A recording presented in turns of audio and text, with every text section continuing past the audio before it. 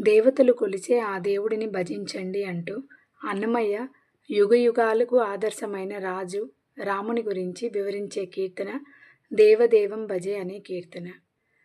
దేవతలు పూజించేవాడు, రావణుని శత్రువు, రఘువంశంలో పుట్టిన యోధుడు రాఘవుడు.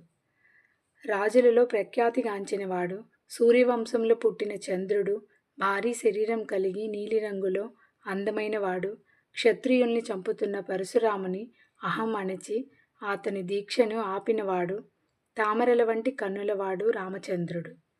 మచ్చలేనివాడు, విశాలమైన ఛాతీ కలిగినవాడు, నాభి అందు కమలం కలవాడు, నాగుల శత్రువైన గరుడిని వాహనంగా కలవాడు, ధర్మాన్ని స్థాపించినవాడు, భూదేవి కుమార్తె అయిన సీతను ఏలినవాడు, ఆదిశేషునిపై రాజసంగా పవళించేవాడు శ్రీరాముడు.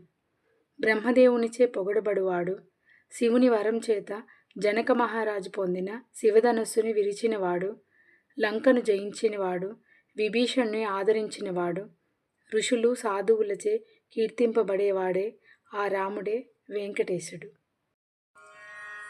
దేవదేవం భజే దివ్య ప్రభావం, దేవదేవం భజే దివ్య ప్రభావం, రావణాసురవైరి రఘుపుంగవం, రామం దేవదేవం భజే దివ్య ప్రభావం, రాజవరశేఖరం రవికులసుధాకరం, ఆజానుబాహుం నీలాభ్రకాయం,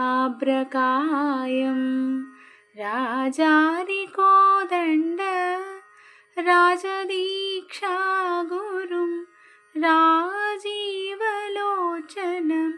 రామచంద్రం, రామం దేవదేవం భజే దివ్య ప్రభావం, నీలజీమూత సన్నిభ శరీరం, ఘనవిశాలవక్షం విమలజలజనాభం,